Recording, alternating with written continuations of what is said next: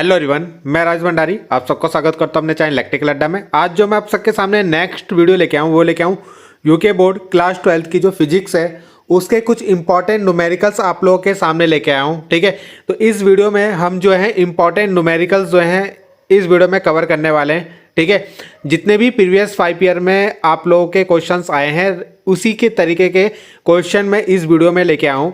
तो इस तरह के क्वेश्चन अगर आप लोगों ने कर लिए तो सेम टू सेम ऐसे क्वेश्चन या इसके रिलेटेड क्वेश्चन आप लोगों के एग्जाम में आएंगे। ठीक है, तो इन क्वेश्चनों को करना आप लोगों के लिए बहुत ज़्यादा इंपॉर्टेंट है। ठीक है, तो यहाँ पे क्या है हम देखेंगे कि कैसे कैसे क्वेश्चन आप लोगों के एग्जाम में आते हैं और इन्हीं टॉपिक या इनके जैसे ही क्वेश्चन आपके एग्जाम में आप लोगों को मिलेंगे। ठीक है, अब इस वीडियो में जो है कम से कम 22-23 क्वेश्चन है। ठीक है, अब मैं 22-23 क्वेश्चन अगर एक्सप्लेन ढंग से करने लग गया तो ये वीडियो बहुत लॉन्ग बन जाएगी। ठीक है, और इतनी लॉन्ग वीडियो फिर आप लोगों के लिए बेनिफिट भी नहीं होगी। ठीक है, तो मैं यहाँ पे क्या करूँगा, मैं आप लोगों को हर क्वेश्चन को समझा दूंगा और उनके आंसर आप लोगों को दिखा दूंगा। जो थोड़े क्वेश्चन आप लोगों को थोड़े जो समझाने लायक होंगे वो क्वेश्चन मैं आप लोगों को समझा दूंगा। जो केवल ईजी होंगे जिनमें फॉर्मूले में वैल्यू रखनी होगी वो क्वेश्चन आप लोग उसको मतलब मैं समझा दूंगा कैसे कैसे करना, वो क्वेश्चन आप लोग देख लेना। ठीक है,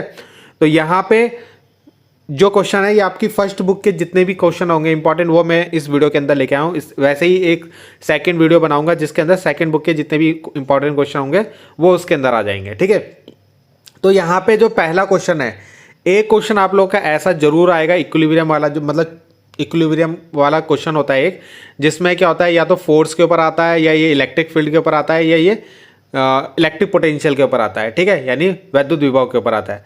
तो ये वीडियो जो है हिंदी और इंग्लिश दोनों मीडियम के बच्चे देख सकते हैं। ठीक है, क्योंकि सारे इसमें न्यूमेरिकल है तो क्वेश्चन मैंने हिंदी और इंग्लिश दोनों में लिखे हैं आप लोगों के। ठीक है, तो यहाँ पे क्या है, पहला क्वेश्चन अगर आप देखो तो यहाँ पे क्या है आपके कि दो चार्जेस हैं, एक क्यू है, एक कैपिटल क्यू एक स्मॉल क्यू।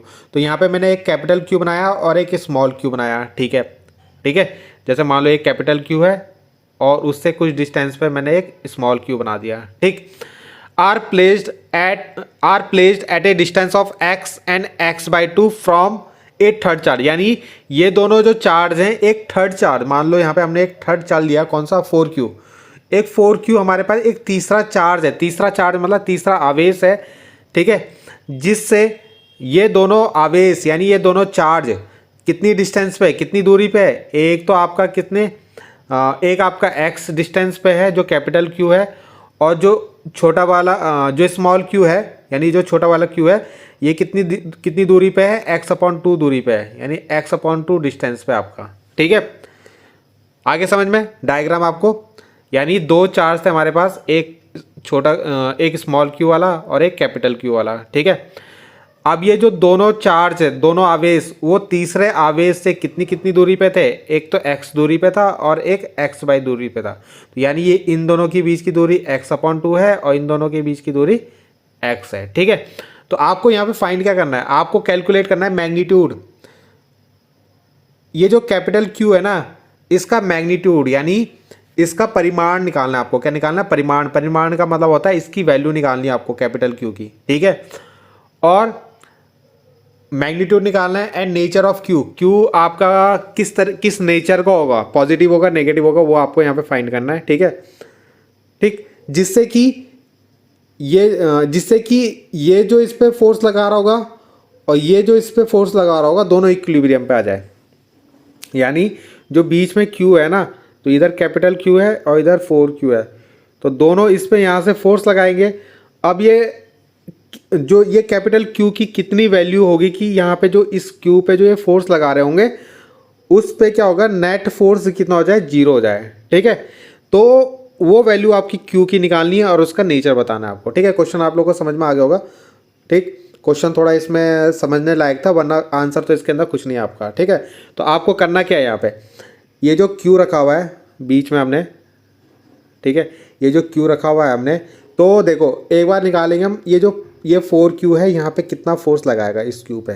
ठीक है, अब आपको पता है ये प्लस है और ये भी प्लस है। ठीक है, तो यहाँ पे जो ये फोर्स लगाएगा, ये जो फोर्स लगाएगा F है वो किधर की तरफ जाएगा, इधर की तरफ जाएगा। ठीक है, तो F हमने निकाला, कितना आया देखो फोर्स का फॉर्मूला आपको पता ही होगा ना, 1/4 pi epsilon naught Q1 Q2 upon r square, ठीक है। तो आर स्क्वायर ये होता है फॉर्मूला। अगर आप देखो तो इन दोनों के बीच की डिस्टेंस कितनी है, x/2, तो यहाँ पे तो हम रख देंगे x/2, ठीक है, x/2 का होल स्क्वायर। और Q1 Q2 की जगह कितना रख देंगे, 4Q और Q, तो देखो वही रखा हमने, तो हमने ये निकाल दिया 4A, ठीक है, सॉरी FA निकाल दिया हमने, तो FA की वैल्यू आ गई। ऐसे ही हम यहाँ से B की वैल्यू, ये जो B इस पर फोर्स लगाएगा, ये B यानी ये जो कैपिटल Q इस पर कितना फोर्स लगाएगा स्मॉल q में, ठीक है, वो भी हम निकाल लेंगे। तो force on small q due to, है ना, कैपिटल Q, तो ये इस पर कितना फोर्स लगाएगा F भी हम निकाल लेंगे।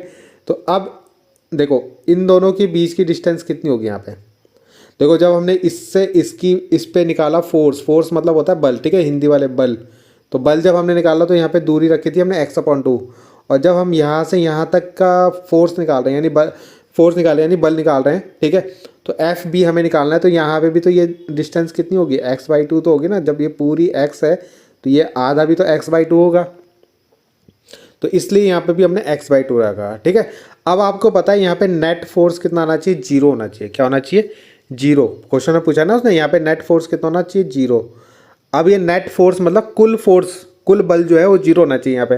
तो कुल बल 0 कब होगा, जब ये इस पे जो बल लगाएगा, मान लो ये Q है, तो यहाँ से जो इस पे बल लगेगा और इधर जो Q है, ये तो स्मॉल, ये तो 4Q ने लगाया, और ये जो कैपिटल Q बल लगाएगा इधर की तरफ लगाएगा, ठीक है, और दोनों क्या हो जाएंगे, बराबर। क्या होंगे, बराबर होंगे, तभी तो इस पर टोटल फोर्स कितना होगा, 0, ठीक।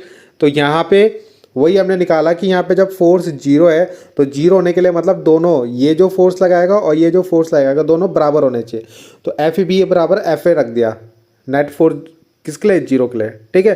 तो एफ ए और एफ बी को जब हमने बराबर रखा, ठीक है, तो यहाँ से देखो 4 पाई, ये दोनों वैल्यू को बराबर रखो तो ये कट गया, x/2 से ये कट गया, q से ये q कट गया, तो q बराबर कितना आ गया, ये q बराबर भी 4q आ गया हमारा, कितना आ गया, 4q। और ये नेचर क्या है इसका, इसका भी पॉजिटिव चार्ज है इसके आगे, ठीक है। अगर मान लो इसके अंदर आगे नेगेटिव होता है तो नेगेटिव, अगर यहाँ पे नेगेटिव होता है इस पर तो ये तो इधर की तरफ खींचता है ना, और ये 4q भी इधर की तरफ फोर्स लगा रहा है, तो दोनों एक ही डायरेक्शन में जाते हैं, तब ये 0 नहीं हो पाता यहाँ पे। आप तब आप इन दोनों को बराबर नहीं रखते, ठीक है।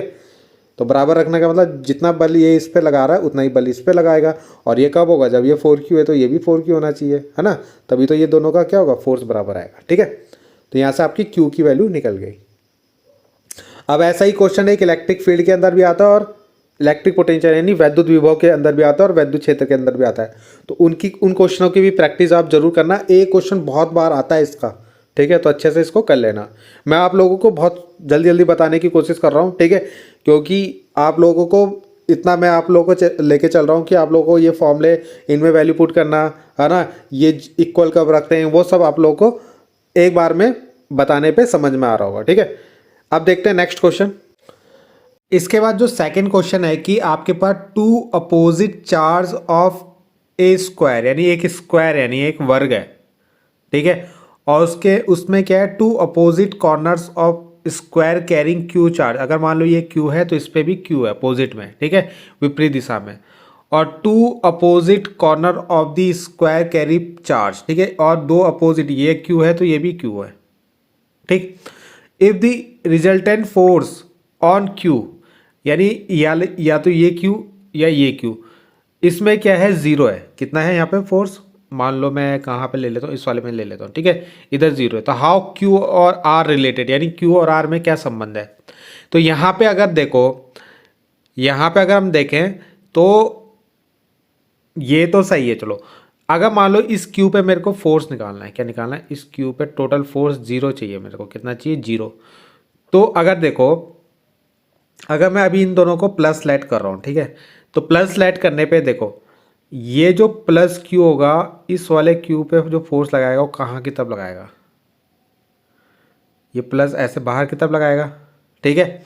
ऐसी ये वाला क्यू जो होगा इस पे कहाँ की तरफ फोर्स लगाएगा, इधर की तरफ लगाएगा, ठीक है। और ये वाला क्यू भी प्लस का है तो ये भी इस पे जो फोर्स लगाएगा वो किधर की तरफ लगाएगा, बाहर की तरफ लगाएगा, ठीक है। तो इस केस में अगर आप देखो इस वाले क्यू पे, जो इस कॉर्नर पे क्यू रखा हुआ है, इस पे सारे फोर्स बाहर की तरफ लग रहे हैं, क्या लग रहे हैं, बाहर की तरफ लग रहे हैं, ठीक है। तो जब इस पे सारे फोर्स बाहर की तरफ लग रहे हैं तो ये इस पे कभी भी फोर्स जीरो नहीं हो सकता, ठीक है। अगर मान लो आप कहीं पे खड़े हो और सब आपको एक ही डायरेक्शन में खींच रहे हैं तो क्या कभी आप एक जगह में खड़े रह पाओगे? यानी जीरो पोजीशन में, मतलब आप पे क्या वहाँ पे फोर्स जीरो हो सकता है? नहीं हो सकता ना। फोर्स जीरो कब होगा? जब आपको कोई अपोजिट में उतने ही फोर्स से खींचेगा। अगर तीन आपको आगे की तरफ खींच रहे हैं, मान लो 100 न्यूटन के फोर्स है, तो अपोजिट में कोई आपको 100 न्यूटन के फोर्स से खींचेगा तो इक्विलिब्रियम में रहोगे आप। तो यहाँ पे जीरो नहीं होगा। तो इसका मतलब आपको यहाँ पे ना ये माइनस में लेना पड़ेगा। क्या है? में माइनस में, ठीक है। तो देखते हैं इसको किस तरीके से हमने सॉल्व किया है। तो अगर आप यहाँ पे चेक करो तो यहाँ पे आपका देखो ये मैंने माइनस में लिया है, ठीक है। माइनस में क्यों लिए अभी मैंने रीज़न बता दिया, क्योंकि अगर प्लस के होंगे तो सारे फोर्स बाहर की तरफ लगेंगे, ठीक है। तो अगर आप यहाँ पे देखो, अगर हमें यहाँ पे हमने नेट फोर्स जीरो निकालना है, ठीक है, तो इसके लिए हमने क्या करा, इसको पहले हमने देखा, देखो तीन, इस तीन के कारण हमें फोर्स निकालना है किस पे? इस पे, ठीक है। तो पहले हमने देखा कि ये जो बी वाला है, अब बी मैंने माइनस लिया है तो माइनस जो इस पर फोर्स लगाएगा वो कहाँ की तरफ लगाएगा? ऊपर की तरफ। तो एफ बी मेरा ऊपर की तरफ आ गया, ठीक है। फिर ये भी माइनस का लिया है तो एफ डी भी हमारा क्या आएगा? इधर की तरफ चला जाएगा, है ना। माइनस वाले अपनी ओर खींचेंगे तो इसलिए फोर्स ऊपर की तरफ हो गया, तो एक फोर्स ऊपर एक फोर्स इधर हो गया, ठीक। और ये तो प्लस का है तो ये तो इस पर फोर्स लगाएगा, वो अपोजिट फोर्स लगाएगा, ठीक है। तो यहाँ पे आपका रिजल्टेंट जीरो कब होगा? जो इन दोनों का रिजल्टेंट है इधर और ये जो इधर की तरफ आ रहा है, जब ये इक्वल होगा, ठीक है। तो इसको करने के दो तरीके हैं। एक तो आप रिजल्टेंट निकाल के कर लो, इसका और इसका रिजल्टेंट निकालेगा वो इधर होगा, इन दोनों को इक्वल रख के आप इसका रिलेशन निकाल सकते हो। यहाँ पे हम जो है यहाँ पे हम जो है स्प्लिटिंग वाला जो कंपोनेंट में ब्रेक करके इसको कंपोनेंट में ब्रेक करके इसका आंसर निकालेंगे, ठीक है। तो अगर आप देखो तो ये दो फोर्स तो ऐसे चले गए, ठीक है। ये वाला फोर्स कौन सा है? जो यहाँ से लगा रहा है, ठीक है। तो इन दोनों के बीच की डिस्टेंस तो मेरे को पता है ए है, इन दोनों के बीच की डिस्टेंस मेरे को पता है ए मतलब ए कहाँ सा है? स्क्वायर है ना, तो इसलिए सारी साइड ए हो गई इसकी। तो ये वाली, अब हमें जब फॉर्मूला लगाना होगा तो ये वाली डिस्टेंस हमें चाहिए होगी, है ना। ये तो मेरे को पता है, ये भी पता है ए है, तो ये तो पता नहीं है, तो पहले मैंने ये निकाल लिया ए सी। तो ए सी कैसे निकालेंगे? पाइथागोरस थ्योरम लगा लेंगे यहाँ पे, ठीक है। तो पाइथागोरस थ्योरम कैसे लगाओगे? ये ए है, ये ए है, तो ये कितना आ जाएगा? ये आ जाएगा आपका 2√a, है ना। हाइपोटेनस का स्क्वायर इक्वल टू बेस का स्क्वायर प्लस परपेंडिकुलर स्क्वायर, वहाँ से निकल जाएगा, है ना। कर्ण का स्क्वायर इक्वल टू लंब का स्क्वायर प्लस आधार का स्क्वायर, तो यहाँ से हमारा ये निकल गया। तो अब अगर हम देखें तो ये आपका पूरा 90 डिग्री बनता है ना। स्क्वायर है तो इसके सारे एंगल कितने के होंगे? 90 के होंगे। तो ये भी पूरा क्या बनेगा? 90 बनेगा। तो यहाँ पे जो एफ ए है इसको मैंने दो कंपोनेंट में तोड़ दिया, तो ये जो टूटा, है ना, इधर मान लो ये 45 है तो ये आपका एफ ए 45 हो जाए, एफ ए कॉस 45, और ये जो दूसरा हो जाएगा एफ ए साइन 45, ठीक है। अब ये 45 में टूट गए दोनों। अब अगर हम देखें तो इसको देखो, अब इस पर नेट फोर्स जीरो कब होगा? ये मान लो ये पॉइंट है आपका, सी पॉइंट है ना ये, तो इधर की तरफ जो फोर्स लग रहा है वो है एफ ए साइन 45, ठीक है। इधर की तरफ फोर्स लग रहा है वो है एफ डी, इधर जो फोर्स लग रहा है वो है एफ बी, और जो नीचे फोर्स लग रहा है वो है एफ ए कॉस 45। तो यहाँ पे नेट फोर्स जीरो कब होगा? जब ये सारे फोर्स आपस में बराबर होंगे, यानी ये वाला फोर्स इसके बराबर हो जाएगा और ये वाला फोर्स इसके बराबर हो जाएगा। तो वही मैंने लिखा हुआ है दोनों इक्वेशन में, एफ बी बराबर एफ ए कॉस 45 और एफ डी बराबर एफ ए साइन 45। तो अब हम यहाँ पे क्या करेंगे, जब हमने इक्वल ले लिया तो हम फर्स्ट इक्वेशन का यूज़ करेंगे और यहाँ पे पहले एफ बी की वैल्यू निकालेंगे और एफ ए की वैल्यू निकाल के रख देंगे। तो एफ बी का फॉर्मूला आपको पता है, फोर्स का फॉर्मूला 1/4 पाई एप्सिलॉन नॉट, है ना। बल का फॉर्मूला जो होता है कूलम्ब्स के नियम से, और इसका माइनस क्यू है, इसका प्लस क्यू है, तो minus Q into plus Q, और उनके बीच की दूरी कितनी? ए, तो ए का स्क्वायर हो गया। तो ये रख दिया हमने फर्स्ट यहाँ पे। ऐसे ही हम क्या निकाल लेते हैं, इसका बाद हमारा यहाँ पे हमें एफ ए चाहिए, तो एफ ए निकाल लेते हैं। तो एफ ए कैसे निकालोगे? यही आ जाएगा। अब यहाँ पे देखो क्यू कौन सा हमारा, एक क्यू ये है, एक क्यू ये है ना, दोनों क्यू क्यू है, तो क्यू इंटू क्यू, और उनके बीच की डिस्टेंस हमने कितनी निकाली थी यहाँ पे? ये निकाली थी हमने √2a, तो ये √2a आएगा और इसका होल स्क्वायर, तो वो हमने यहाँ पे रखा। उसके बाद तो बस आपको सॉल्व करना है, ये कट गया, ये q से q कट गया, ठीक है। तो और यहाँ पे जब आप इसका भी स्क्वायर करोगे, है ना, इसका स्क्वायर करोगे तो ये बनेगा, यहाँ से ये कटेगा और यहाँ से q इक्वल टू ये आ जाएगा, ठीक है। तो ये इसका रिलेशन। ऐसे क्वेश्चन आपके बहुत सारे क्वेश्चन है आपके, चाहे वो इलेक्ट्रिक फील्ड में हो चाहे फोर्स में हो, तो ऐसे क्वेश्चनों की आप जरूर प्रैक्टिस करना, ठीक है। ऐसे क्वेश्चन आपके ट्राइंगल की फॉर्म में भी पूछे जाएंगे, ठीक है। तो इस तरीके के क्वेश्चन आप लोगों को प्रैक्टिस करनी है, ठीक है। अगला क्वेश्चन क्या है, एक इलेक्ट्रिक डाइपोल है, यानी एक द्विध्रुव आघूर्ण है, ठीक है। N electric dipole with electric dipole movement आपको दे रखा है, ये है 4 × 10⁻⁹, ठीक है। ये याद रखना है इसको। और ये थीटा आपको 30 डिग्री दे रखा है, ठीक है। और यूनिफॉर्म इलेक्ट्रिक फील्ड की वैल्यू दे रखी है आपको ये, ठीक है। कितनी है ये, 5 × 10⁴, ठीक है। तो आपको क्या निकालना है यहाँ पे, टॉर्क। टॉर्क मतलब क्या निकालना है आपको, बल आघूर्ण निकालना है, ठीक है। तो ये P दे रखा है ना, डाइपोल मूवमेंट को P से दिखाते हैं, यानी वैद्युत द्विध्रुव आघूर्ण को। और ये आपका इलेक्ट्रिक फील्ड दे रखा है और ये थीटा दे रखा है, ठीक। तो इसको अगर हम देखें तो ये तो सिंपल तरीके से हो जाएगा आपका, ठीक है। Tau equal to PE sin theta. तो यहाँ पे P की वैल्यू रखना, E की वैल्यू रखना, थीटा की वैल्यू रखना और सॉल्व करना, आंसर आ जाएगा, ठीक है। तो ये क्वेश्चन आप लोग खुद से कर सकते हो।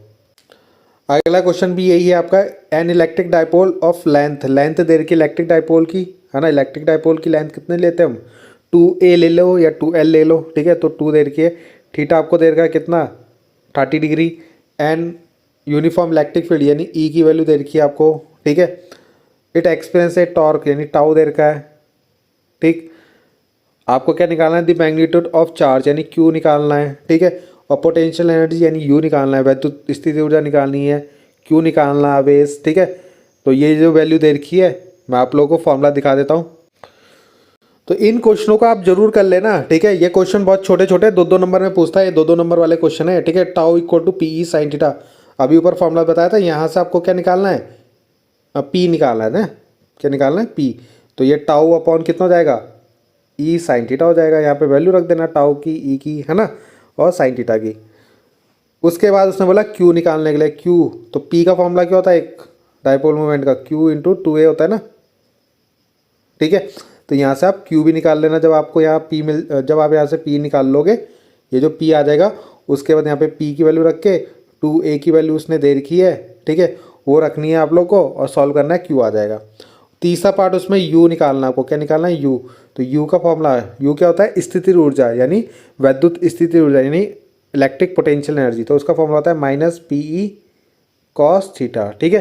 तो यहाँ पे वैल्यू रखनी है आपको, P आपने निकाल दिया, E आपको दे रखा है, cos थीटा रखना है और आंसर निकालना है, ठीक। एक क्वेश्चन आपके पास कि एक पैरेलल प्लेट कैपेसिटर है, जैसे ये होता है, ठीक है।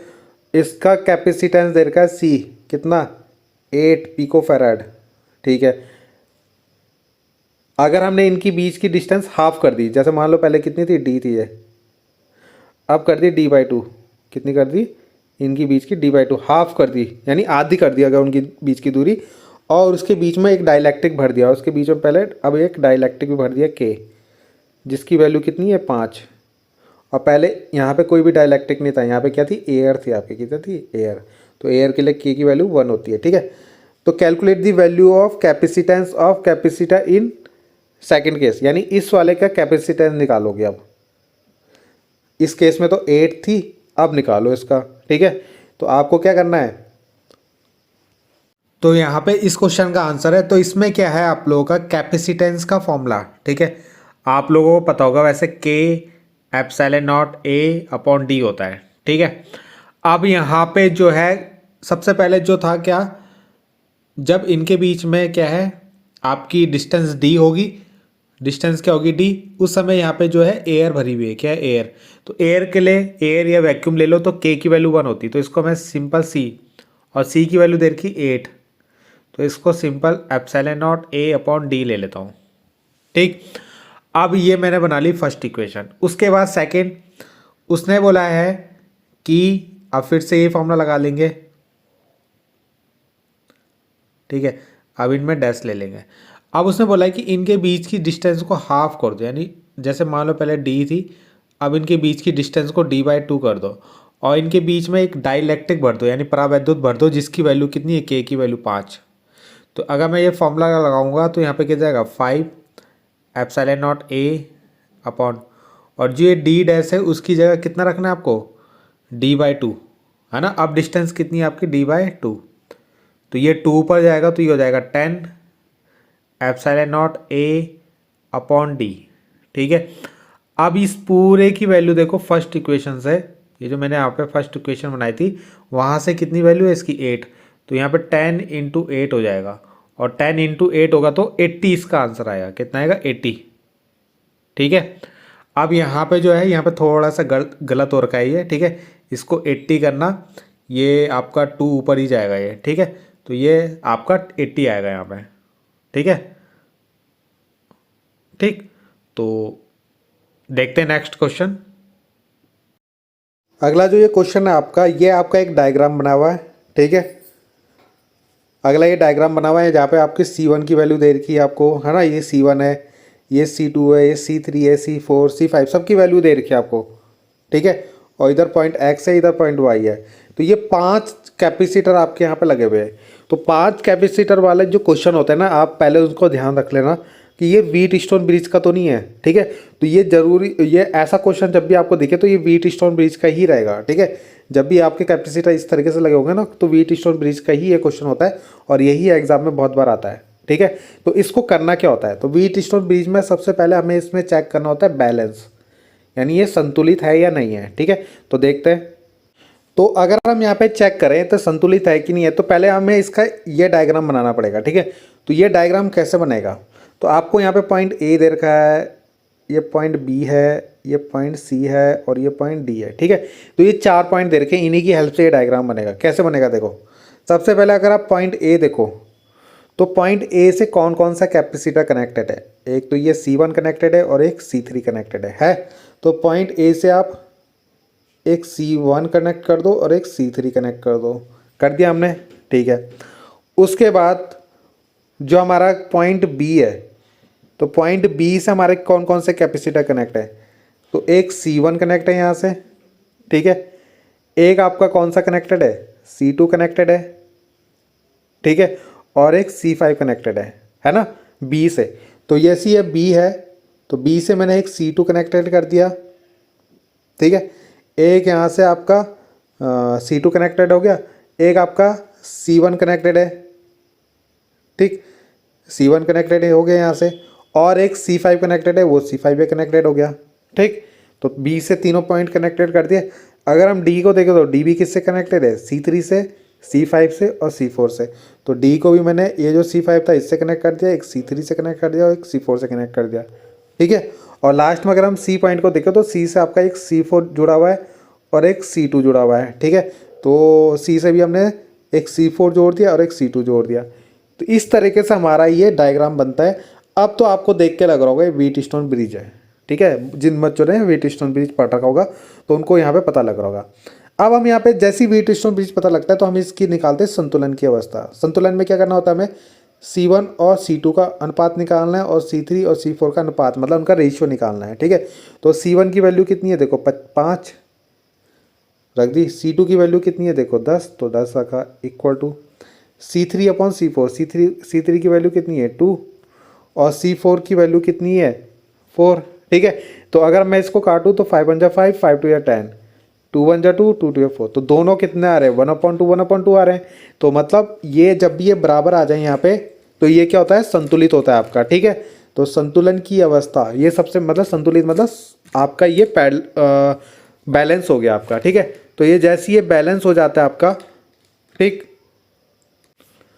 तो यहाँ पे जैसे ये बैलेंस हो जाता है तो बैलेंस की कंडीशन में हम क्या करते हैं, ये जो बीच वाला कैपेसिटर होता है या रेजिस्टेंस होता है इसको हटा देते हैं। ठीक है, ऐसे ही आपका रेजिस्टेंस वाले में भी आएगा क्वेश्चन। तो देखो यहाँ पे इस वाले डायग्राम में हमने बीच वाली वैल्यू को हटा दिया। अब तो ये ईजिली सॉल्व हो जाएगा, है ना। ये एक्स है, इधर वाई है, तो ये क्या हो जाएगा देखो, ये दोनों आपके हो गए सीरीज में और ये दोनों हो गए सीरीज में। जिसको सीरीज पैरेलल नहीं पता वो आप लोग जरूर पढ़ लेना। देखो यहाँ से अगर चार्ज जाएगा यानी आवेश जाएगा तो इस पर भी और इस पर भी सेम जाएगा ना। यहाँ से अगर क्यू जाएगा तो इस पर भी क्यू जाएगा, एक ही तो तार है यहाँ पे, तो दोनों में क्यू सेम जा रहा है। तो इसका मतलब ये कैसा है, सीरीज है। ये सीरीज मतलब श्रेणी क्रम है, क्या है, श्रेणी क्रम। ठीक है, ऐसे ही नीचे वाला में भी ये दोनों भी श्रेणी। अब आपको पता है इन दोनों को जोड़ने के लिए कौन सा फॉर्मूला होता है, ठीक है, 1/c, 1 और 2 को जोड़ रहा हूँ तो इससे C12 लिख दिया मैंने। ठीक है, तो C1 + C2 ऐसा फॉर्मूला लगाएंगे। और C1 की वैल्यू कितनी है, C1 की वैल्यू है 5 और C2 की वैल्यू है 10। ठीक है, तो इन दोनों का एलसीएम लेके यहाँ से आपकी वैल्यू आ जाएगी। ठीक है, बाकी एलसीएम लेना आप लोग कर लेना इसको। ठीक है, ये वैल्यू आ जाएगी। उसके बाद वैसे ही हमने इन दोनों को जोड़ा नीचे वालों को, तो इन दोनों को भी ऐसे ही जोड़ेंगे तो ये वैल्यू आ जाएगी। अब जब हम इन दोनों को जोड़ देंगे, ठीक है, तो देखो ऊपर तो बन जाएगा ऐसे और ऐसी एक नीचे बन जाएगा, है ना। जब आप इन दोनों को जोड़ा हमने तो क्या आया हमारा आंसर, हमारा आया 13/3। और जो जब नीचे वालों को जोड़ा तो वो आया 4/3। अब ये दोनों क्या में हो गया, अगर यहाँ से Q जाएगा आपका तो Q अलग अलग जाएगा, ऊपर अलग Q1 जाएगा, नीचे Q2। तो जब भी Q1 Q2 अलग अलग हो जाए, मतलब जब भी चार्ज अलग अलग हो जाते हैं तो वो पैरेलल कनेक्शन होता है। तो पैरेलल में कैसे जोड़ते हैं हम, पैरेलल में जोड़ने का फॉर्मूला होता है ये C = C1 + C2 ऐसे जोड़ते हैं ना। तो दोनों को जोड़ देंगे 10/3 और 4/3, 10/3 4/3 को जोड़ा तो 14/3 इसका आंसर हो गया आपका। ठीक है, इसके बाद एक क्वेश्चन आपका ये है, ठीक है, इसको मैं आप लोगों का सीधा इसका ग्राफ दिखाता हूँ, वहाँ पे आप लोगों से क्वेश्चन क्या पूछ रहा है वो मैं आप लोगों को बताता हूँ। ठीक है, तो इस तरीके से आपको एक ग्राफ दिया होगा, ठीक है, जिसमें क्या होगा, एक साइड V होगा, एक साइड Q होगा, और एक ऐसे लाइन होगी जिसको B नाम दे दिया, एक ऐसी लाइन दे रखी होगी यहाँ से जिसको A नाम दे रखा है। ठीक है, A और B यहाँ पे दिखा रहा है कि एक कैपेसिटर है C1 और एक कैपेसिटर है CB। अब पूछा गया है कि किसका कैपेसिटेंस यानी किसकी धारिता ज़्यादा होगी, इन दोनों में से A की ज़्यादा होगी या B की ज़्यादा होगी। ठीक है, तो इस ग्राफ से देखने पे आप लोग कैसे पता लगाओगे कि ये किसका कैपेसिटेंस ज़्यादा है, किसकी धारिता ज़्यादा है। ठीक है, तो अगर यहाँ पे आप देखो तो ये लाइन आपको Q दिखा रही है, यानी Q यानी चार्ज।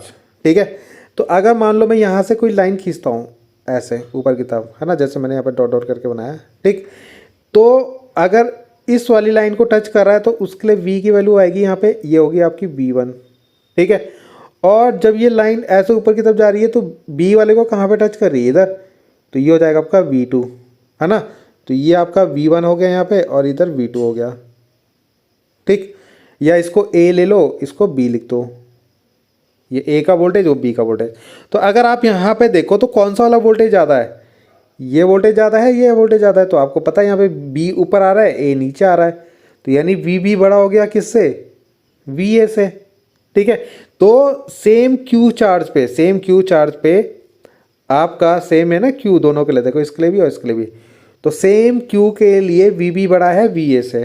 ठीक है, तो ये हमने VB बड़ा है VA से लिख दिया। अगर आप फॉर्मूला देखो तो अगर मैं दोनों के लिए फॉर्मूला लिखूँ तो क्या होता है, Q/V, है ना। ऐसी अगर B वाले के लिए लिखूँ फॉर्मूला तो क्या होता है, Q/VB।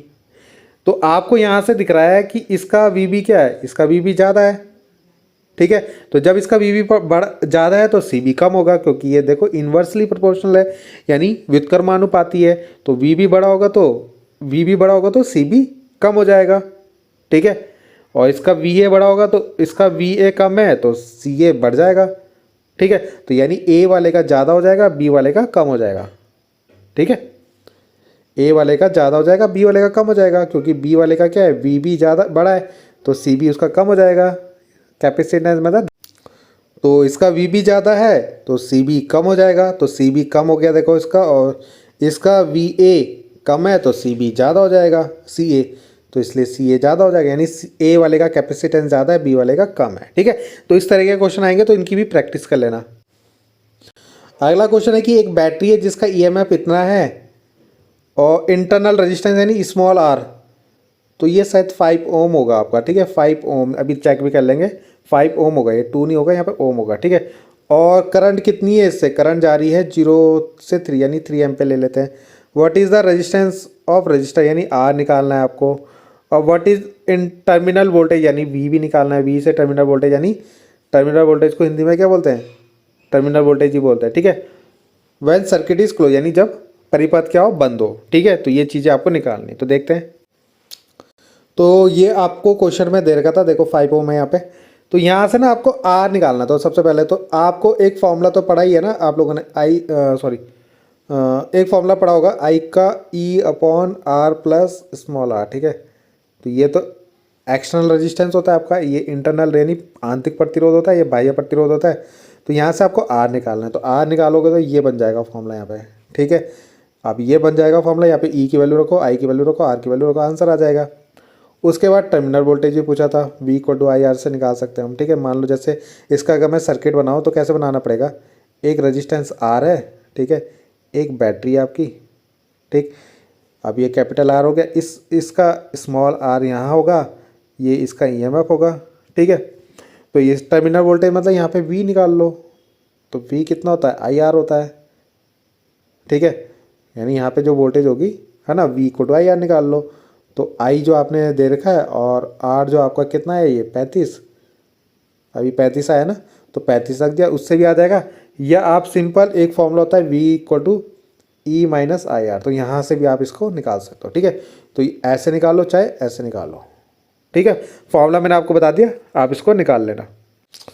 अगला क्वेश्चन है कि R आपको दे रखा है एक,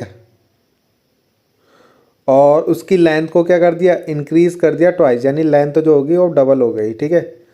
और उसका न्यू रेजिस्टेंस आपको निकालना है। तो ऐसे ही अभी हमने जैसे कैपेसिटर वाला क्वेश्चन किया था ना, सेम टू सेम ऐसे ही क्वेश्चन करना है, ठीक है। तो अगर आप इसको देखो तो ये इसका आंसर होगा, ठीक है। तो ये होता है रेजिस्टेंस का formula R equal to rho l upon a, ठीक है। ये तो आपने 10th में भी करा होगा। तो लेंथ तो वो बोल रहा है डबल हो गई, कितनी होगी, डबल, तो 2L लिख लो। तो जैसे आप किसी, मान लो ये वायर है, ठीक है, अब इसको आपने डबल कर दिया, डबल मतलब जितना ये था ना इसका दुगना कर दिया इतना, ठीक है। तो जैसे ही आप इसको डबल करोगे यानी दुगना करोगे, तो जो इसका एरिया होता है ना वो आधा हो जाता है। क्या हो जाएगा, आधा होगा कि नहीं होगा। आप अगर आपके पास एक तार है मोटी सी, उसको खींच के आप उसको दुगना कर दोगे तो वो क्या हो जाएगी, पतली हो जाएगी, ठीक है। तो इसलिए एरिया क्या हो जाएगा, हाफ हो जाएगा। ये चीज़ें यहाँ पे समझने के लिए वैसी ये लाइन, ठीक है। तो बाकी तो आप कर ही लोगे। तो लेंथ हाफ, जब लेंथ डबल करोगे तो एरिया हाफ हो जाएगा।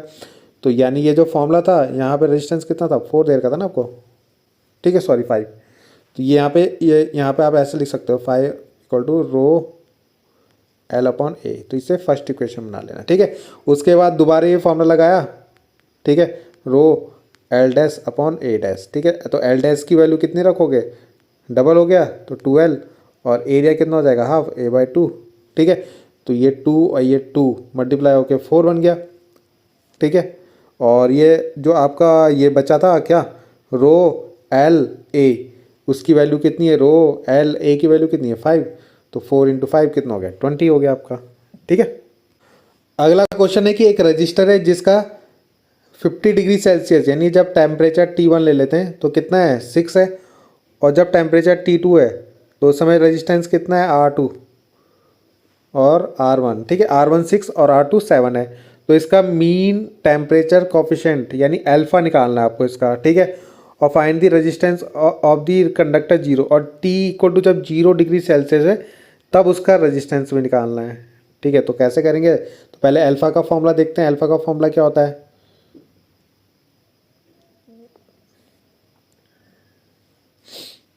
तो ये फॉर्मूला आप लोगों ने पढ़ा होगा। तो यहाँ से अल्फा का फॉर्मूला बनता है ये, ठीक है। अब यहाँ पे देखो θ1 पे कितना था, 6, और θ2 पे कितना था, 7। तो हमने क्या करा, यहाँ पे ये जो फॉर्मूला R और R0 है ना, इसका मतलब R हो गया आपका R2 और R0 हो गया R1, ठीक है। यानी इनिशियल होता है पहला और R2, और नीचे जो है आपका R कितना आएगा, R1 आएगा, और थीटा की जगह θ2 माइनस θ1, ठीक है। यहाँ पे आपका डेल्टा थीटा भी हो सकता है ये, ठीक है। तो ये फॉर्मूला होगा, ये देखो ये फॉर्मूला लगा रखा हमने यहाँ पे, है ना। इसको मैंने ऐसे लिख दिया अब R2 की फॉर्म में, ठीक है। तो R2 R1 और यहाँ पे आपको वैल्यू रख देनी है। थीटा यहाँ पे टेम्परेचर है, ठीक है, θ1 θ2, T1 T2 भी लिख सकते हो आप। तो यहाँ पे आप जब वैल्यू रख दोगे तो यहाँ पे आपका आंसर आ जाएगा, ठीक है। उसके बाद आपको यहाँ पे 0 डिग्री सेल्सियस पे इसका क्या निकालना था, 0 डिग्री सेल्सियस पे इसका रेजिस्टेंस निकालना है, ठीक है। तो यहाँ से मतलब आपको रेजिस्टेंस निकालना है। तो अगर आपको रेजिस्टेंस निकालना है तो यानी ये फॉर्मूला लगा देंगे यहाँ पे, ठीक है। अब ये फॉर्मूला लगाएंगे तो यहाँ पे R1 कितना रखेंगे हम, ठीक है। R1 कितना था हमारा, 6 ओम था ना, देखो इनिशियल रेजिस्टेंस जो हमारा था 6 ओम था, ठीक है, तो वो रख दिया हमने यहाँ पे। उसके बाद 1 प्लस अल्फ़ा भी हमने निकाला। और थीटा, थीटा कैसे निकालोगे, देखो 0 डिग्री सेल्सियस पे निकालना है ना, तो R1 हमारा R1 जो था हमारा 6 ओम, कब था ये हमारा 50 डिग्री सेल्सियस पे, यही तो था। तो यहाँ पे जो आपका देखो 50 डिग्री सेल्सियस पे R1 इतना था, ठीक है, तो थीटा में 0 डिग्री सेल्सियस पे निकालना है, तो उस समय हमें R निकालना है, ठीक है। तो जो टेम्परेचर होगा दोनों को माइनस कर देंगे, 50 माइनस 0 तो कितना आएगा, 50 ही आएगा यहाँ पे, ठीक है। तो 50 रखा हमने, तो इसको सॉल्व करेंगे तो ये इसका रेजिस्टेंस आ जाएगा, ठीक है। एक अगला क्वेश्चन आपका सेम टू सेम जैसे हमने कैपेसिटर के अंदर करा था ना, वैसे ही इसको करना, ठीक है। इसको पहले कन्वर्ट करना किसमें, ऐसे व्हीट स्टोन में, ठीक है, ऐसे, तब इसको करके सेम टू सेम वैसे ही होगा, बस यहाँ पे सीरीज पैरेलल का फॉर्मूला अलग हो जाएगा, ठीक। अगला एक क्वेश्चन ये है, ठीक है, ये क्वेश्चन थोड़ा सा मैं आपको समझा देता हूँ, ये क्वेश्चन आपका समझने लायक है, ठीक है। यहाँ पे देखो क्या है, एक वायर है ऐसे और ऐसे और ऐसे, ठीक है, यहाँ पे करंट चल रही है ऐसे, ठीक। इस क्वेश्चन का हिंदी में नहीं है तो मैं यहाँ पे आपको एक्सप्लेन कर दूंगा, जो हिंदी मीडियम वाले बच्चे होंगे, ठीक है। ऐसे ऐसे ऐसे करंट जा रही है आपकी। अब वो बोल रहा है कि इस ओ पॉइंट पे मैग्नेटिक फील्ड कितना होगा, कितना मैग्नेटिक फील्ड यानी चुंबकीय क्षेत्र कितना होगा इस बिंदु पे, ठीक है। अब इसमें जो करंट जा रही है वो 12 एम्पेयर की करंट जा रही है, और ये जो सेमी सर्कल मतलब अर्धवृत्त बन रहा है यहाँ पे, इसकी जो त्रिज्या होगी यहाँ पे, तो क्या होगी, त्रिज्या यानी रेडियस, वो कितनी है, 2 है, कितनी है, 2 है। तो यहाँ पे हमें मैग्नेटिक फील्ड भी बताना है और उसकी डायरेक्शन यानी उसकी दिशा भी बतानी है, ठीक है। मैग्नेटिक फील्ड यानी चुंबकीय क्षेत्र भी बताना है और दिशा भी बतानी है, ठीक है। तो आपने एक फॉर्मूला पढ़ा होगा कि किसी भी जो आपकी क्या होता है, जो आपके धारावाही चालक होते हैं उसके केंद्र पे चुंबकीय क्षेत्र का फॉर्मूला, केंद्र पे चुंबकीय क्षेत्र यानी सेंटर पे मैग्नेटिक फील्ड का जो फॉर्मूला होता है वो क्या होता है, ठीक है। इस ये 2 पार्ट में दिया है। दूसरे पार्ट में देखो वायर को इस तरह के शेप में कर दिया। अब पूछा है कि यहाँ पे कितना मैग्नेटिक फील्ड होगा, ठीक है, यहाँ पे अब कितना मैग्नेटिक फील्ड होगा यानी कितना चुंबकीय क्षेत्र होगा, उसकी दिशा क्या होगी। देखो ऐसा क्वेश्चन, देखो इसका वैसे सिंपल क्वेश्चन आता है तो मैंने उसका थोड़ा सा एवरेज टाइप का क्वेश्चन ले लिया, ताकि आप लोग, सिंपल क्वेश्चन तो शायद मैंने PYQ के अंदर करवा रखे हैं इसके, ठीक है, तो थोड़ा सा मैंने इसलिए एवरेज क्वेश्चन इसका ले लिया, ठीक है। तो देखते हैं इसको कैसे करेंगे। तो यहाँ पे देखो सेंटर पे मैग्नेटिक फील्ड निकालने का जो फॉर्मूला होता है ये होता है, ठीक है। अब यहाँ पे देखो ये तो पूरे सर्कल, अगर आपकी सर्कुलर वायर यानी वृत्ताकार क्या थी आपकी कोई तार है उसके लिए होता है, मगर यहाँ पे जो क्वेश्चन दिया वो हाफ के हाफ है, आधा है ना, ये पूरा गोला नहीं है, ये क्या है, हाफ है आपका। तो इसलिए इस फॉर्मूले को भी 2 से डिवाइड कर देंगे, यानी यहाँ पे देखो 1/2 लिखा है मैंने फॉर्मूले में, ठीक है। तो पहली चीज़ आपको समझ में आ गई। उसके बाद आपको क्या करना है, वैसे यहाँ पे देखो 2 से 2 कट जाएगा तो ये फॉर्मूला बन जाएगा ऐसा, ठीक। उसके बाद आपको कुछ नहीं करना, इस पूरे की वैल्यू आपको पता है 10⁻⁻7 होती है, ठीक है। और पाई की वैल्यू को पाई रख देना, और आई की वैल्यू कितनी देर की थी हमें वहाँ पे, 12 देर की थी, और ए जो रेडियस देर की थी हमें त्रिज्या, वो 2 सेंटीमीटर देर की थी शायद, ठीक है। तो 2 सेंटीमीटर को मीटर में बदलोगे 10⁻⁻2 मीटर हो जाएगा। तो रखा हमने यहाँ पे, इसको सॉल्व करना और ये आंसर आ जाएगा, ठीक है। अब तो नेक्स्ट चीज़ जो है यहाँ पे कि यहाँ पे हमें निकालनी है डायरेक्शन, ठीक है। मैग्नेटिक फील्ड तो हमने निकाल दिया, अब यहाँ पे सेकंड पार्ट इसका डायरेक्शन, जो मेन काम है, करंट यहाँ से गया ऐसे ऐसे ऐसे, और हमें इस पॉइंट पे ओ पॉइंट पे हमें डायरेक्शन बतानी है, ठीक है। अब आपने राइट हैंड थंब रूल तो पढ़ा ही होगा, है ना, जिसको हिंदी में दाएं हाथ का अंगुष्ठ नियम शायद ऐसे बोलते हैं, ठीक है। तो यहाँ पे क्या है, कैसे निकालेंगे, तो आपका जो हाथ होता है उस हाथ का आप जो थंब होता है उसको ऐसे रखोगे यहाँ पे, ठीक है। और अगर मैं आपको दिखाऊं तो आपकी जो आप ऐसा रखना और देखना उंगलियां कहाँ की तरफ मुड़ रही होगी, उंगली मुड़ रही होगी अंदर की तरफ, यानी यहाँ पे अंदर की तरफ जा रही होगी, जैसे मोबाइल है ना, मोबाइल के अंदर की तरफ जा रही होगी। तो इसलिए यहाँ पे आपने क्या लिखा हुआ, इनवर्ड डायरेक्शन लिखी हुई है, इनवर्ड मतलब अंदर की ओर, ठीक है। और जो दूसरा पार्ट था ना हमारा ऐसे ऐसे यहाँ पे निकालनी थी, तो वैल्यू तो सेम यही आएगा उसका आंसर भी, क्योंकि दोनों की रेडियस क्या है, सेम है, तो सारी वैल्यू रखोगे वही आएगा, ठीक है। बस वहाँ पे जो डायरेक्शन होगी आउटवर्ड आ जाएगी, है ना।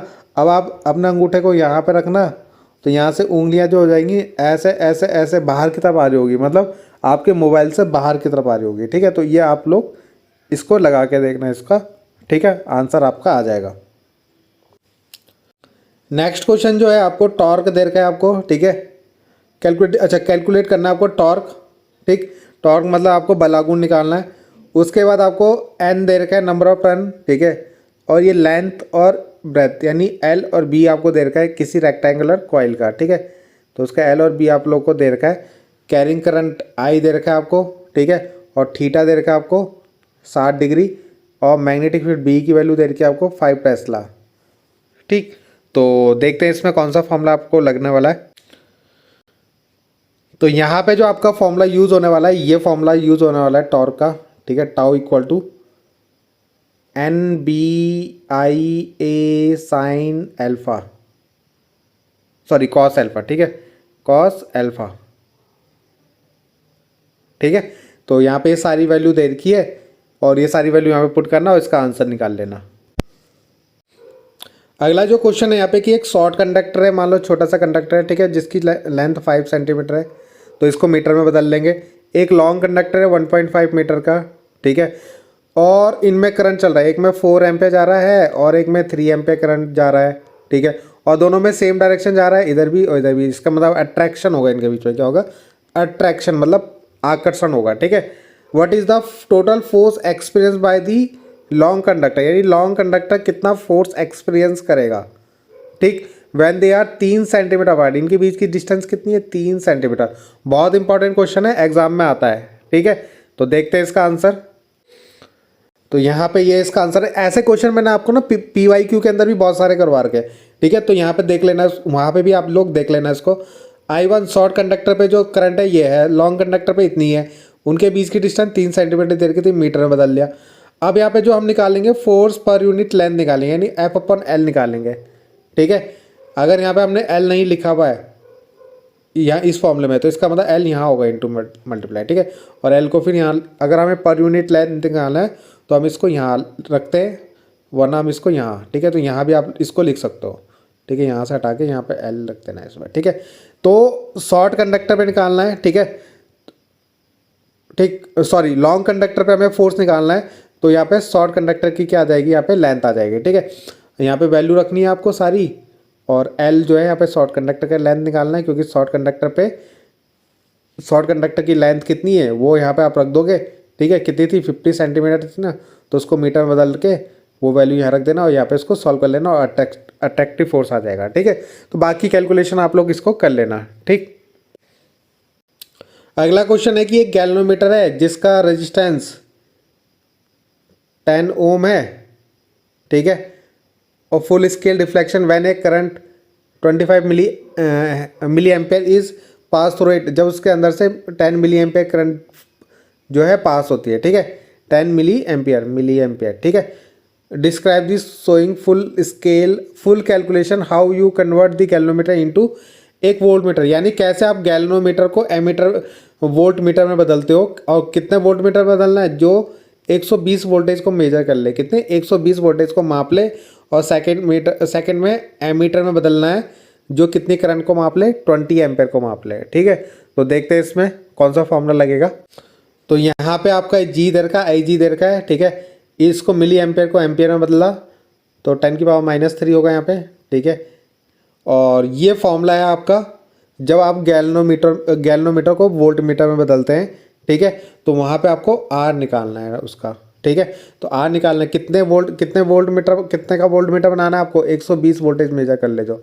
तो इस फॉर्मूले में V की जगह 120 रखोगे, करंट कितनी जा रही है उसमें? 25 मिली एम्पेयर जा रही है, और G आपका कितना रहेगा? 10। ठीक है, तो ये वैल्यू रखी, ये आंसर आया। ऐसी एक फॉर्मूला ये संट पैरेलल में देखो, जब हमारा गैल्वेनोमीटर होता है, अगर हमें इसे वोल्ट मीटर में बदलना होता है तो सीरीज में लगाते हैं रेजिस्टेंस, और अगर हमें इसे एमीटर में बदलना है तो ऐसे पैरेलल में लगाते हैं, तो इसको बोलते हैं हम संट। ठीक है, तो संट S से दिखाते हैं इसको, इसमें R से दिखाते हैं इसको। ठीक है, तो S का फॉर्मूला होता है I माइनस IG। ठीक है, तो IG आपके पास है, G आपके पास है। I क्या है कि हमें उसको 20 एम्पियर की करंट मेजर करने का एमीटर बनाना है, तो आई हमारा 20 आ जाएगा यहाँ पे। ठीक है, तो इसको सॉल्व करोगे आंसर आ जाएगा। अगला क्वेश्चन है कि एक बार मैग्नेट जिसकी पोल स्ट्रेंथ यानी स्मॉल एम दे रखा है 48 और विच आर अपार्ट, जो डिस्टेंस दे रखी है आपको 25 दे रखी, what is the magnetic movement आपको निकालना है। ठीक है, कैपिटल एम में आपको निकालना है। और व्हाट इज टॉर्क, टाउ निकालना है। थीटा दे रखा है आपको 30 डिग्री। ठीक है, टॉर्क मतलब बलागुण आपको दे रखा है। और flux, uniform flux, field of flux दे रखा है 5। ठीक है, सॉरी 15 दे रखा है आपको। ठीक है, तो देखते हैं इसको। तो ये क्वेश्चन है आपका, पहला तो m निकालना था आपको, तो इसका फॉर्मूला होगा स्मॉल m इंटू 2l। तो स्मॉल m ये आपका दे रखा था और 2l के बीच की डिस्टेंस दे रखी थी 25, तो उसको सेंटीमीटर को मीटर में बदला और यहाँ पे आपने रखा, इसको सॉल्व करा। ठीक है, अगले वाले में टाउ निकालना था, बलागुण जिसको हम टॉर्क बोलते हैं, एम बी साइन थीटा। तो m जो आया आपका, b आपको दे रखा था क्वेश्चन में। ठीक है, कितना दे रखा था वो, b आपका 0.15। ठीक है, तो ये b दे रखा था आपको, यहाँ पे देखो थीटा भी दे रखा था, तो ये दोनों वैल्यू रखी और साइन 30 की वैल्यू रखी, तो ये सॉल्व करा तो इतना आंसर आया। ठीक है, तो ये दोनों पार्ट इसके कंप्लीट हो गए। तो ये जो क्वेश्चन में था ना, ये 0 पॉइंट था। ठीक है, 0.5। ठीक है, जो b हम बोल रहे थे ना मैग्नेटिक फील्ड टेस्ला यूनिट, तो ये दे रखा था 0.5, जो अभी हमने क्वेश्चन के अंदर रखा। सॉरी 0.5 नहीं, 0.15। ठीक है, तो इसको सही कर लेना, ये पॉइंट होगा आपका यहाँ पे, ये भी यहाँ पे पॉइंट होगा। ठीक है, अगला क्वेश्चन है, ए मैग्नेटिक फ्लक्स डेंसिटी आपको दे रखी है कितनी, 10 tesla, act normal to the 15 turns यानी n दे रखा है आपको, और एरिया आपको दे रखा है कितना, 100 सेंटीमीटर स्क्वायर यानी a की वैल्यू दे रखी है 100। फाइंड दी EMF, E निकालना है आपको, if the coil move from the magnetic field in time दे रखा आपको 0.2 सेकेंड होगा शायद। ठीक है, 0.2 सेकेंड होगा ये। ठीक, तो इतने टाइम पे आपने क्या करा, मैग्नेटिक फील्ड से उस कॉइल को निकाला। ठीक, तो देखते हैं इस क्वेश्चन को। तो यहाँ पे क्या है, देखो a दे रखा था आपको सेंटीमीटर स्क्वायर में दे रखा था, तो आपने उसको मीटर स्क्वायर में बदला, तो 10 की पावर -4 से मल्टीप्लाई कर दी। n आपको दे रखा था, टाइम आपको दे रखा है, और b आपको दे रखा है। ठीक, अब यहाँ पे देखो दिक्कत क्या है, जब आप EMF निकालने जाओगे तो फॉर्मूला होता है माइनस, जैसे यहाँ पे d लिखा है तो आप यहाँ पे d/dt, और इसको यहाँ पे φ2 - φ1 भी लिख सकते हो ऐसे, φ2 - φ1। ठीक है, ये EMF निकालने के लिए आपका यहाँ पे फॉर्मूला है। अगर आप φ1 निकालो तो φ के लिए क्या होता है फॉर्मूला, φn। ठीक है, NBA फॉर्मूला होता है। तो n की वैल्यू आपको पता है 50 है, b की वैल्यू आपको पता है 10 है, और a की वैल्यू आपके पास है। ठीक है, यानी जब तक वो कोई कॉइल है, मान लो एक कॉइल है, ये किसी ना मैग्नेटिक फील्ड के अंदर रखी हुई है, कहाँ रखी हुई है, मैग्नेटिक फील्ड के अंदर। ठीक, तो तब तक तो इसमें फ्लक्स कितना होगा, ये तो आपने निकाला, ये सॉल्व करा तो 5 वेबर आ गया। कितना आ गया, 5 वेबर आ गया। अब वो बोल रहा है कि उस कॉइल को ना यहाँ से निकाल दिया बाहर। ठीक है, तो जैसी कॉइल को बाहर निकाल दोगे तो उसके अंदर से, मान लो एक कॉइल यहाँ रख दी मैंने, तो इसके अंदर से कोई फ्लक्स ही नहीं जाएगा, तो मैग्नेटिक फील्ड तो यहाँ है, और कॉइल मैंने इधर रख दी है ना, बाहर निकाल दी, तो फ्लक्स कितना हो जाएगा उससे, लिंक जो फ्लक्स हो गया यानी उससे टच होने वाला फ्लक्स कितना हो जाएगा, 0। तो φ2 की वैल्यू कितनी है मेरी, 0। ठीक, अब ये दोनों वैल्यू यहाँ पर रखूँगा, φ2 और φ1। ठीक है, तो जैसे आप यहाँ पे वैल्यू पुट करोगे तो क्या लिखा था मैंने, φ2 - φ1। ठीक है, तो φ2 की वैल्यू 0 है, माइनस φ1 की वैल्यू कितनी है, 5, तो कितना आएगा, माइनस का 5 आ गया, देखो यहाँ पे, और माइनस माइनस प्लस, और इसको डिवाइड करोगे 25, इसका आंसर हो जाएगा। इसके बाद दे रखा है 10 मिली एम्पियर, 10 मिली एम्पियर की करंट है, और वो बढ़ रही है 0 से कितने, 10 milliampere current increase uniformly from 0, यानी 0 से बढ़ के कितनी हो गई, 10 मिली एम्पियर हो गई। कितने सेकंड में, टाइम दे रखा है 0.01 सेकंड में। आपको इसमें सेल्फ इंड्यूस EMF निकालना है, यानी इसका EMF निकालना है। ठीक है, तो EMF निकालने का फॉर्मूला ये होता है आपका, इसका ऐसे ही आपका म्यूचुअल इंडक्शन भी निकालने के लिए होता है। ठीक है, सेल्फ इंडक्शन मतलब जो स्व प्रेरण निकालते हैं, वैसे ही आपका अनोन्य प्रेरण भी निकाला जाता है। तो यहाँ पे L की वैल्यू आपको दे रखी है 10 मिली हेनरी, मिली मतलब 10 की पावर -3 से मल्टीप्लाई कर दोगे, हेनरी आ जाएगा। ठीक है, L की वैल्यू हो गई।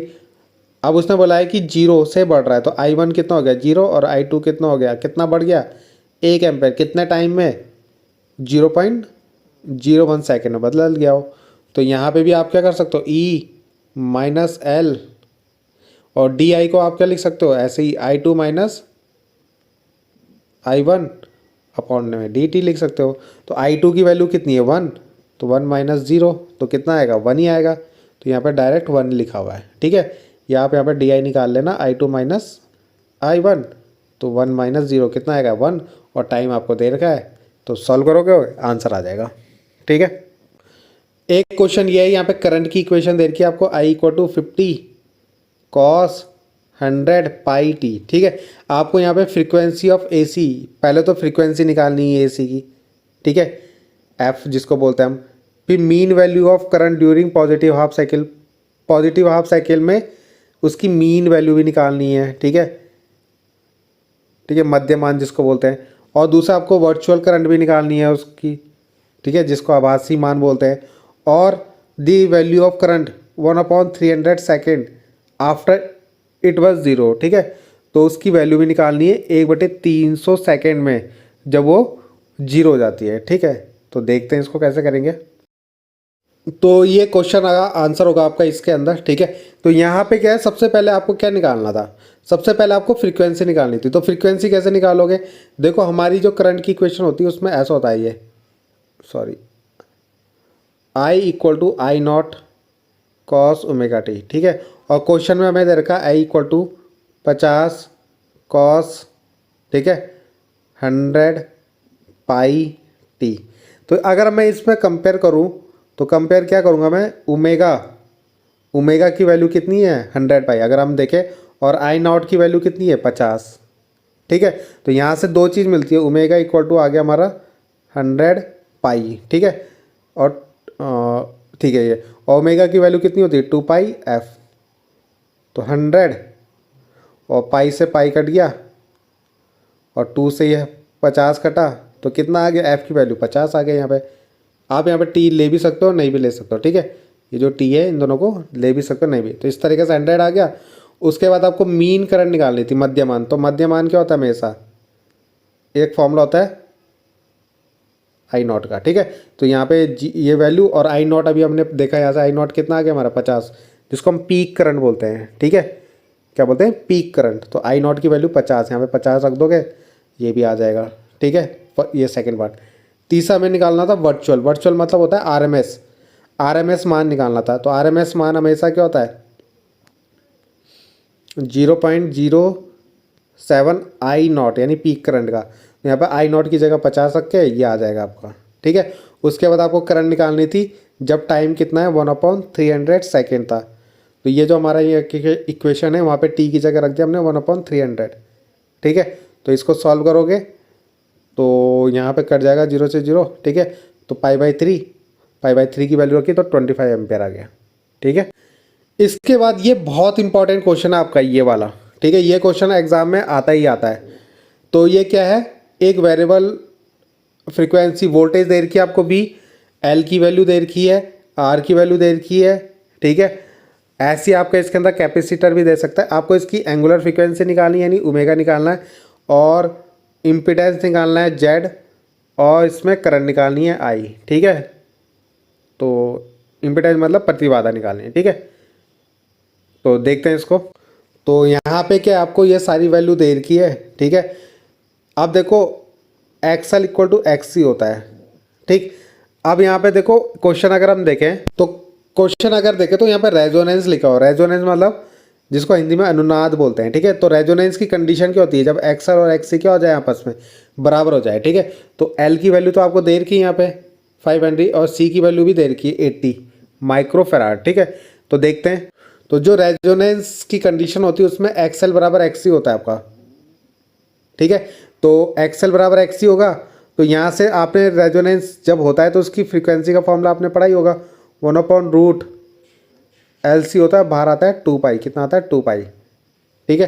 तो 2 पाई और रूट के अंदर एल और सी, तो एल की वैल्यू कितनी है हमारी 5 और सी की वैल्यू कितनी 80 माइक्रोफैराड। माइक्रोफैराड को फैराड में कैसे बदलोगे 10⁻⁻�6। तो ये वैल्यू हमने यहाँ पर रखी। इसको जब पूरे को सॉल्व करेंगे ये फ्रीक्वेंसी आ जाएगी। उसके बाद उसने बोला था इम्पीडेंस यानी प्रतिबाधा जेड निकालने के लिए। तो जब भी आपको पता है कि रेजोनेंस होता है एक्सएल और एक्ससी बराबर होते हैं, तो अगर आप ये जेड का फॉर्मूला देखो तो ये होता है R² प्लस एक्सएल माइनस एक्ससी होता है जेड का फॉर्मूला। यही यहाँ पे समझने वाली चीज़ है जो मैं बता रहा हूँ। तो ये बताओ जब ये दोनों बराबर होंगे, यहाँ पे जब ये दोनों बराबर होंगे एक्सएल और एक्ससी, तो ये कट के कितना हो जाएगा, यहाँ पे 0 हो जाएगा। क्या हो जाएगा 0। तो यहाँ से क्या केवल क्या आएगा हमारा R² बचेगा, और R² मतलब जेड बराबर R होगा। तो यानी R कितना था हमारे क्वेश्चन में 400, तो जेड भी कितना आ जाएगा 400। तो ये याद रखना जब भी आपका रेजोनेंस होता है उस केस में R जो होता है वही हमारा जेड होता है। ठीक है। उसके बाद आपको यहाँ पे करंट निकालनी थी, है ना। तो करंट को याद रखना R से ही, यहाँ पे जो करंट निकलती है वो इस R से ही डिवाइड करके निकलती है। ठीक है, क्योंकि यहाँ पे हमारा रेजिस्टेंस ही है, जेड हमारे मतलब ये एक्सएल और एक्ससी क्या हो जाते हैं 0 हो जाते हैं, है ना। वरना यहाँ पे क्या आना था जेड आना था नीचे, तो बाकी चीज़ें 0 हो गई इसलिए वो हट जाएगा। ठीक है, कहीं कहीं पे यहाँ पे जेड लिखा होता है, तो जेड ही हमारा यहाँ पे क्या R था। तो इन दोनों को डिवाइड करोगे ये आंसर आएगा। अभी हमारा यहाँ पे E0 नहीं पता था मैं, तो E0 निकाल लिया हमने यहाँ पे √2 EV से, और EV हमें दे रखा था वहाँ पे 230। ठीक है, तो इस तरीके से हमारा ये क्वेश्चन हो गया। इसके बाद हमारा एक लास्ट क्वेश्चन है ट्रांसफार्मर का। ठीक है, तो ट्रांसफार्मर में क्या है आपको पता है, 2 वाइंडिंग होती है, एक इधर होती है एक इधर होती है। इसको प्राइमरी बोलते हैं, इसको सेकेंडरी बोलते हैं।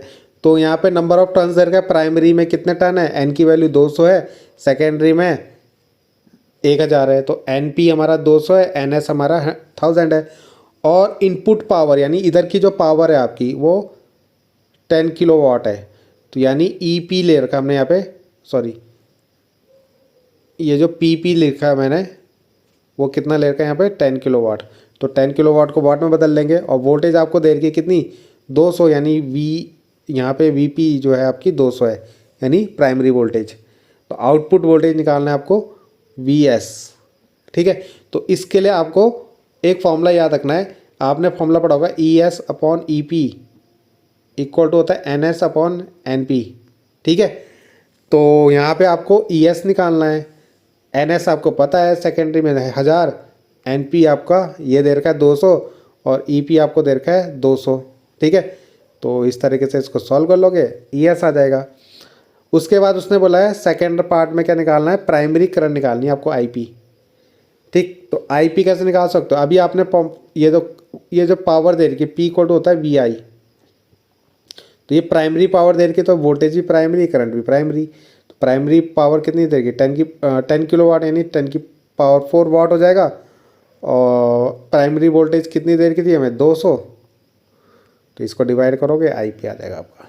ठीक है, इसके बाद ये 2 ग्राफ है आपके पास। ठीक है, इन दोनों ग्राफ में क्या है, ये फ्रीक्वेंसी और इंडक्टिव रिएक्टेंस जिसको हम प्रतिघात बोलते हैं। ठीक है, एक्सएल मतलब प्रेरक तो प्रतिघात, तो एक्सएल बराबर होता है 2πfl। ठीक है, तो ये ग्राफ हमें क्या बता रहा है कि इधर f खींचो और इधर एक्सएल खींचो, तो जैसे जैसे f बढ़ेगा वैसे वैसे एक्सएल भी बढ़ेगा। ठीक है, f बढ़ेगा तो एक्सएल भी बढ़ेगा, ये आपको यहाँ फॉर्मूले से ही दिख रहा होगा। ठीक है, दूसरा ग्राफ हमें क्या दिखा रहा है, दूसरा ग्राफ हमें दिखा रहा है इधर f इधर xc। तो जैसे जैसे आप फ्रीक्वेंसी बढ़ाओगे, देखो xc का फॉर्मूला जो होता है वो होता है 1/2πfc। तो यहाँ से फॉर्मूले में पता है आपको f बढ़ेगा तो c xc कम होगा, है ना, इन्वर्सली प्रोपोर्शनल है यानी व्युत्क्रमानुपाती है। तो जैसे जैसे f बढ़ेगा, ठीक है, जैसे जैसे f बढ़ेगा xc कम होगा। तो f यहाँ से देखो ऐसा ग्राफ नीचे की तरफ आ रहा है ना, तो जब f जैसे जैसे f यहाँ की तरफ जाएगा तो xc देखो नीचे की तरफ आ रहा है नीचे की तरफ, और ऐसे ऐसे देखो इधर की तरफ जा रहा है। ठीक है, यानी यहाँ पे f कम था, इस वाले केस में f कम था, मगर यहाँ पे f क्या ज़्यादा है, तो ये देखो ग्राफ नीचे की तरफ आ रहा है इस तरीके से। तो इन दोनों के बीच में ग्राफ पूछा जा सकता है। ठीक है, तो इतने क्वेश्चन थे आप लोगों की फर्स्ट बुक के जो मैंने इंपॉर्टेंट क्वेश्चन आप लोगों को करवाए। इन्हीं के जैसे क्वेश्चन आपको प्रैक्टिस करनी है। ठीक है, तो ऐसे ही वीडियो आपको सेकंड बुक है उसकी भी आप लोगों को मिल जाएगी। ठीक है, तो उसके भी इंपॉर्टेंट क्वेश्चन जो भी होंगे वो मैं आप लोगों को करवा दूंगा। ठीक है, ये इसका ऊपर वाले का क्वेश्चन का एक क्वेश्चन था और एक क्वेश्चन ये है। ठीक है, इस क्वेश्चन को आप ट्राई करना, इस वरना मैं इसको अलग से सेपरेट वीडियो में इसको एक्सप्लेन कर दूंगा। ठीक है, तो बाकी मिलते हैं नेक्स्ट वीडियो में। Thank you.